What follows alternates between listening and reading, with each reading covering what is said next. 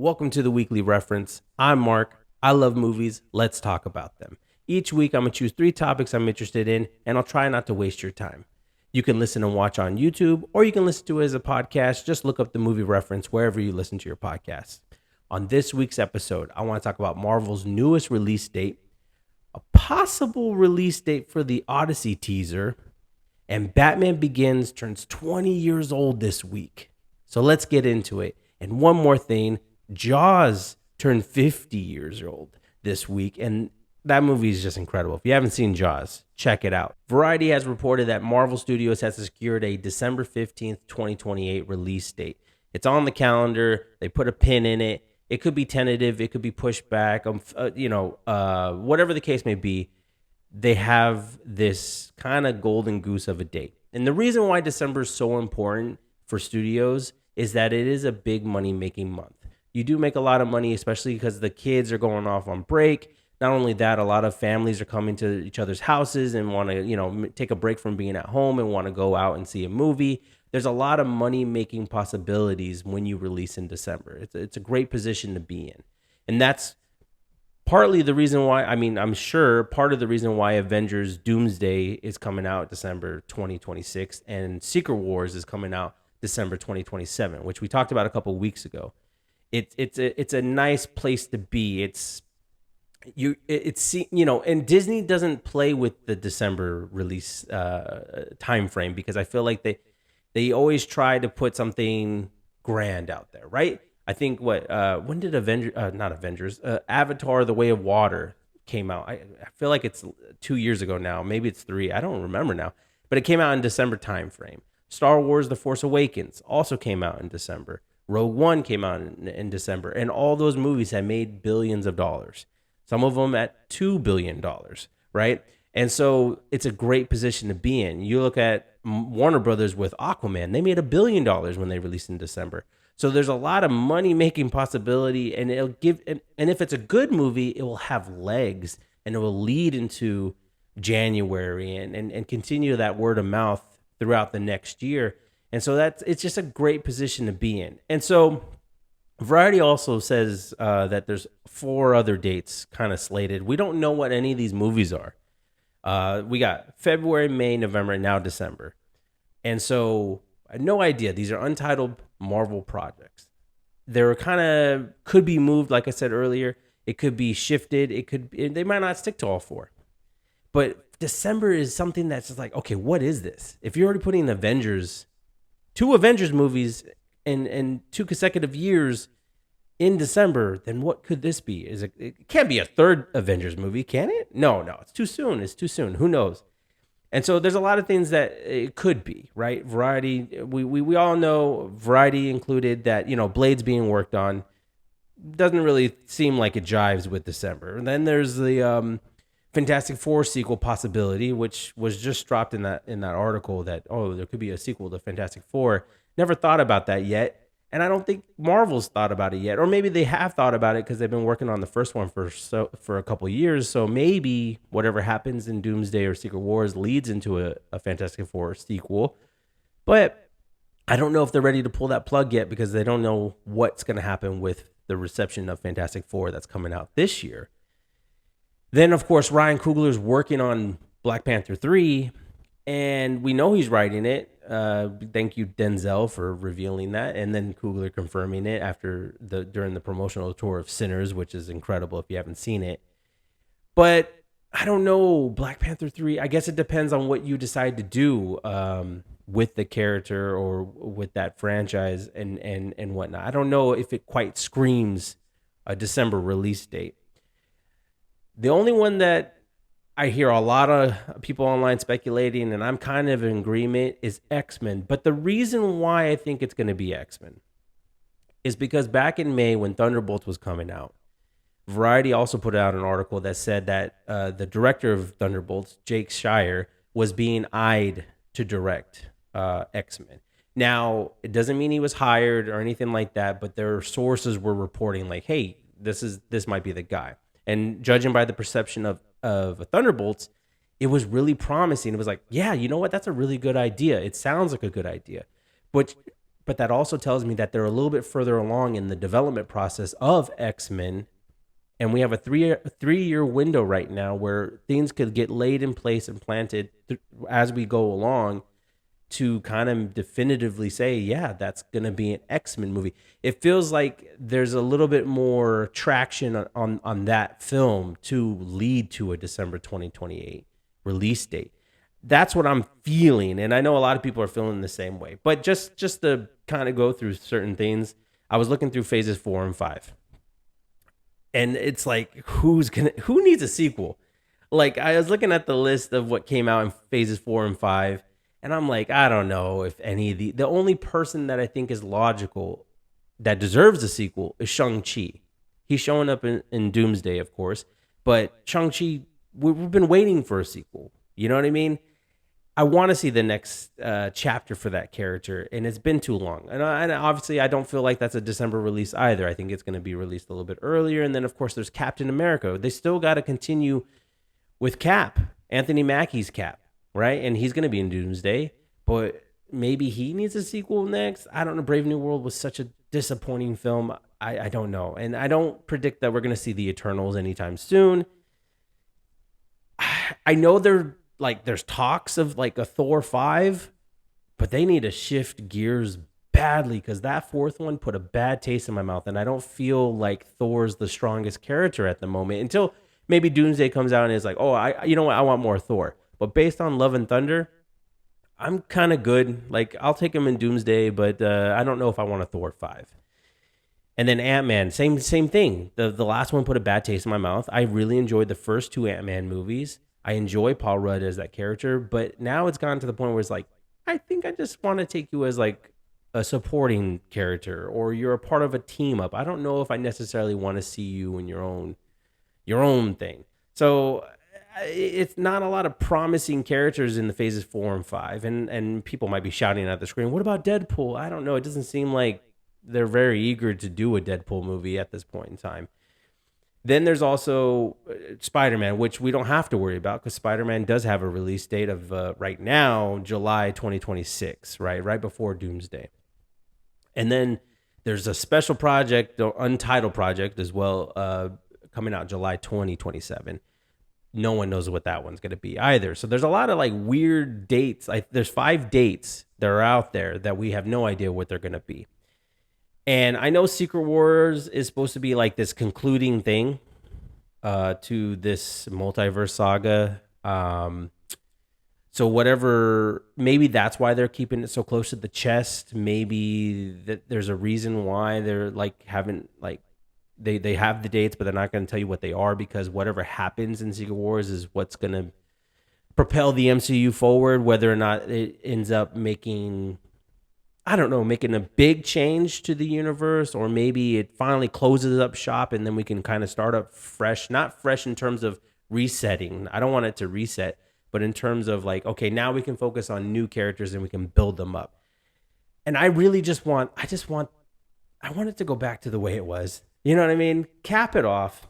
I just want the multiverse saga to end. I want to go back to individual movies where they just so happen to connect or there's some like luck, rather than whatever this giant web that we're in right now, because I'm not enjoying it. I'm not enjoying it. There's been a lot of cool moments, absolutely, but it's I don't know. And I'm down for a cool team up, like I am, but I'm kind of done with the variants. I don't want to see. It's been really lovely to see actors return to their characters that they're known for, but it's like, okay, I'm good. I want to just continue. Can we pick up the baton and just move forward? Can we just make cool characters and cool movies? Because right now it just feels like it's been an odd mix of these grand ideas that have been executed poorly or not properly or not even applied to the correct character, where it's like, okay, why is that character dealing with this threat? So it just becomes this unpleasant experience. And so, yeah, I'm just like, I know that's twofold right there. That was like a little rant, but like, yeah, I want this. I just want it to end. The Odyssey teaser may be upon us. Don't get your hopes up. Take this with a grain of salt.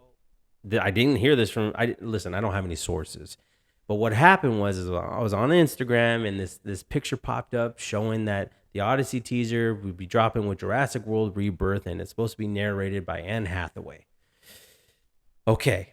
So I laughed at it because I'd never heard of the person who dropped it. I think it's World of Real. I'd never heard of them. I don't know how credible they are. So I was like, okay, whatever. But then I got curious. Is anyone else reporting this? So then I Googled it.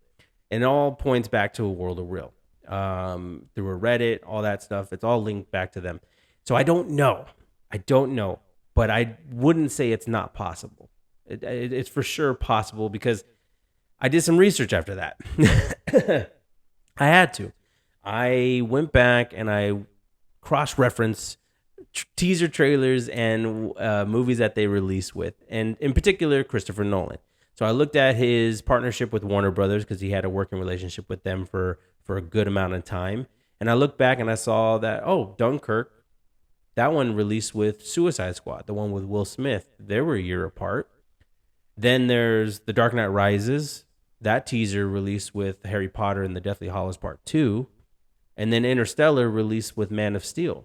And that one was a little bit bigger of a gap. That was like a year and 5 months. But at any rate, that's a good jumping off point. So then I got even more curious. All right, where did The Dark Knight release with? Well, that one released with Transformers. I was like, okay, so that's just maybe Transformers was the biggest movie that year or that summer. And they were like, okay, or there's going to get a lot of eyes. Let's put this one with it. And that's a different studio because Warner Brothers produced The Dark Knight and then Paramount did Transformers. And then another outlier was Tenet, still under Warner Brothers umbrella. And then you had that one premiered with Hobbs and Shaw, which is a Universal Pictures film. And that was a year apart. So I was like, man, that's really fascinating. I think that's really interesting. So then I looked at, now Nolan has a working relationship with Universal Pictures, and that's how he released Oppenheimer. And Oppenheimer's teaser released with Nope, and that was a year apart. And so I was like, oh, okay, all right. So now it's making sense now. It's no longer like well, maybe it feels like if you're a betting man, if you're somebody that's like, I'm willing to bet on this one because Jurassic World Rebirth is a Universal Picture movie, and so was the Odyssey. Jurassic World is kind of one of the biggest films of this year, or at the very least, it starts July really strong, right? Because you got Jurassic World, then you got Superman, then you got Fantastic Four. Perfect opportunities to promote a film a year from now, right? But it's that working relationship between Nolan and Universal that I think is probably a good indication that, we might get our first footage of it at a theater because Nolan really pushes the movie theater experience. And even Tenet and a bunch of these teasers were only specifically released with the movie, right? One of the bigger movies of the summer, and then released online. So there's a really strong case here that we could be getting the Odyssey teaser. And I didn't even think about it until I saw this post. I was like, nah, I didn't even think about it. I was thinking about, like, in terms of the show and going, oh, man, do I think I can make it all the way to the Odyssey? I don't know. But man, when I saw that, though, I was like, man, that's really cool. I don't know. And obviously, it's a marketing ploy. It is. It's a tactic used by the marketing team to be like, okay, here's one of our biggest movies. It's coming out in the summer. And guess what? Here's a teaser for next summer. So you have something to be excited for after you see this movie. Maybe you'll walk out and be like, you know what? I can't wait for next year. Odyssey's coming out. That looks so cool. And especially for people who are not in the movie space, they might not even know Nolan's working on a new project. They may love Oppenheimer, no idea that he's working on his next project. And this is the perfect opportunity to get as many eyes on it as possible with Jurassic World, because I think it's going to be I think Jurassic World is going to do really well. So as many eyes as possible, and just be like, whoa, the Odyssey comes out next year. I can't wait. So it's great marketing. I love that. Whether it happens or not, I won't know. I won't know until I go see Jurassic World, or until somebody reports it. You know what I mean? But yeah, man, Nolan. At this point in time, he's just my favorite director. I'm always excited for anything that he's a part of because I feel like he's just putting his heart and soul into it. And there's a lot of other directors that I have on that pedestal, but Nolan he's number one to me. And so I can't wait to see what he does with Odyssey. If a teaser does come out, I'm going to be really excited because I have something tangible beyond the set photos that I tried to avoid because I don't want anything spoiled. Matt Damon's abs, and all that stuff. But yeah, I don't know. But it is interesting at the very least, whether or not it actually happens. It would be really cool if it does. You want to feel old? Batman Begins turns 20 years old this week. Came out June 15th, 2005. I was 15 years old. I was just about to go into high school. Like, that's so crazy. So on Instagram, I had asked a few questions. I think I posed a question of hey, what do you want to talk? What do you want me to talk about this week on the episode? And anybody that answered, I responded to. But there was one in particular that they asked me, where were you when Batman Begins came out? And so I was like, oh, I'm going to use that for my third topic because I love talking about Batman Begins. And I would love to tell you about my time frame. So Batman Begins, I remember when the teaser dropped. It was, and I saw it first on Coming Attractions on E. I don't know if you guys remember that show or if you ever heard of it, but it used to be my favorite show on E, Coming Attractions, because they would premiere trailers and there was a host and everything like that. And honestly, at that age, I mean, still to this day, I would love to host a show that just talks about movie trailers. Like, if you want to hire me to talk about movie trailers and premiere them and all that stuff, I would love to do that. And so I was like, so I didn't know there was a Batman movie being made because at that time frame, there hadn't been a Batman movie. There had been animated series for sure. And I was a big Batman fan growing up. I mean, Michael Keaton, Val Kilmer, Kevin Conroy. I loved the animated series. And then Batman Beyond, of course. And then Batman and Robin always had this special place in my heart because I love Batman. And then Arnold Schwarzenegger was in the movie. And I was a huge fan of his growing up because of my dad. And so it was this movie that to me, at that young age of 7 or 8, it was a perfect Batman film. My mentality has changed on it. There's actually a really fun episode that my sister and I did reviewing Batman and Robin. Way back in season 1 of the movie reference. And that was a lot of fun, a lot of cool stuff. It's very punny. And the movie does not hold up. But that's what I had. That was the launch pad that I had. And so when I saw this teaser, I just whoa, what is this? You know what I mean? I didn't expect to see some of the images, and I didn't know who the actor was. I didn't know who the director was. I didn't recognize anyone, to be honest with you, except for maybe one person, and that was Katie Holmes, because she was the kind of the talk of the town around that time frame because of Dawson's Creek. She was the girl next door. I felt it was so weird to see this Batman movie, and that was literally the most famous person that I was familiar with at the time. Of course, everything shifts, you know what I mean? Morgan Freeman, Sir Michael Caine, of course, Gary Oldman, Christian Bale, and all this amazing cast that I got to know because of Batman Begins. But yeah, relatively didn't know any of the cast. So weird. But to fast forward a little bit, I did go see this movie Father's Day weekend. It was my sister and I were at my mom's for the weekend, and we decided to take our dad to go see Batman Begins. So he picked us up, and we went to go see Batman Begins that weekend. And I remember just being in awe and just going, what first wrapping my head around it. And I do remember feeling a little impatient for Batman, but that's because the filmmakers were onto something, man. In retrospect, they were onto something.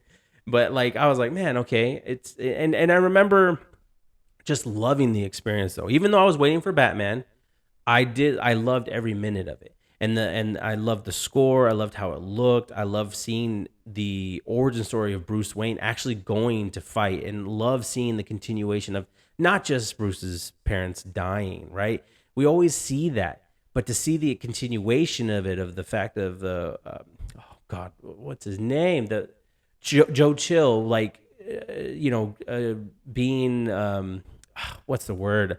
I'm losing all the law jargon. Being released from prison because he had information on Falcone, and so 14 years is enough. All that stuff I thought was really cool and haven't seen before, especially in a Batman film. So I was this is really awesome. But the thing that stood out to me the most was the car chase. I mean, the tumbler chase. I mean, I was 15 years old.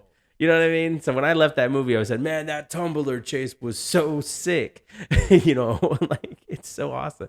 And then like a lot of great one-liners. I still like quote this movie to this day. It's not who I am underneath, but what I do that defines me. And a lot of great little things. The TikTok is blowing up with the whole "and you'll never have to" moment at the end of the film, and it's like this weird, like this just unexpected. I don't want to say weird, unexpected movie that when it came, it like completely reinvigorated the character of Batman and had us see him in the light that we should be seeing in him, and not in a campy light, in a more serious tone, a darker tone, but also have these moments of levity mixed in this real world epic. Like Christopher Nolan really stressed the real world, the realness of it, the utilization of everything that Batman or Bruce Wayne has access to make it logical. Sure, he has a Batmobile, but he's going to get he's like all these things, like we're going to justify the tumbler. What was the tumbler used? It was used for a bridge, to fix, and the belt and the cape. You know what I mean? Like figuring out these unique and cool things to build his suit. The suit that cave, his intention is to use it for cave diving, but like all the reasons to get the suit built and made was so awesome and interesting. I loved it, and the thing that they succeeded the most, obviously, was making us care about Bruce Wayne. Because, like I said, when I first saw it, I was waiting for Batman to show up. And over the years, it's like, no, the importance of this movie is that I care about Bruce Wayne. And I continued to care about Bruce Wayne throughout the rest of the trilogy. That's why when Dark Knight Rises almost came to an end, right? Like there's a moment, I started watering my eyes, man. I started crying in the theater because I thought, whoa, I can't believe they did that. And so I cared about Bruce Wayne. I cared about him being Batman. I cared about Christian Bale. And the other thing that was cool is that this is, Christopher Nolan and David S. Goyer had the foresight to well, I already said it, to make us care about Bruce Wayne, but also care about the people that he's involved with, to give Alfred a more father figure role, to introduce us to the League of Shadows and Ra's al Ghul and these different villains, the Scarecrow, and to inject fear through the movie, not only through the villains, but also through Batman. Like they made him terrifying. I thought they did a really great job, and the hand-to-hand combat was so awesome. And I look back on the franchise and like, I wish we could have got more of the year one Batman fighting, because, in The Dark Knight, he doesn't have a lot of opportunities to do hand-to-hand combat. He does a couple times. And then Dark Knight Rises, he's so broken that when he does have this awesome fight with Bane, it's like, oh, he's not moving the way he used to because of, his injuries. Peace has cost your strength. Victory has defeated you. Like, man, so yeah, and then of course the score from Hans Zimmer and James Newton Howard, it's incredible. Hans Zimmer is the guy that made me get into score music, and he continues to deliver score after score that are just brilliant and just make you relive the movie. And that's what I like. I can compliment every single score he's ever done and be like, yeah, it makes me feel like I'm watching the movie again. It's so great. And that's, of course, that's the best part. That's the transparency between score and how important music is to movies and how they complement each other and how that relationship works so well. But yeah, that score. I mean, I used to play Need for Speed Most Wanted, and I used to play the Molasses, which is the song that plays during the tumbler chase. And I used to play that on repeat as I'm playing Need for Speed Most Wanted, because the police and everything like that. And even Grand Theft Auto of Vice City, like I would play those games with that score in the background. Dun, dun. I guess there's nothing else to say, but Batman Begins is amazing. You need to check it out if you haven't seen it. If you haven't seen any of the Dark Knight trilogy, get on it. To me, it's probably the best representation of Batman up until this point. And it's my favorite iteration, to be honest. Yes, I enjoy Ben Affleck. Yes, I enjoyed Robert Pattinson. But right now, Christian Bale is still my number one Batman. And that trilogy is untouchable to me. And Batman Begins is an incredible origin story. So if you haven't seen it, you need to check it out. Thanks for tuning in to this week's episode of the Weekly Reference. I really do appreciate it. Drop a comment, say hi. Let me know what you think about Marvel's Studios' new release date. Are you anticipating the Odyssey teaser? Or just tell me how much you were excited for it. I don't know. And then let me know what you think of Batman Begins in the comments below. I appreciate it. Thank you guys. Until next week.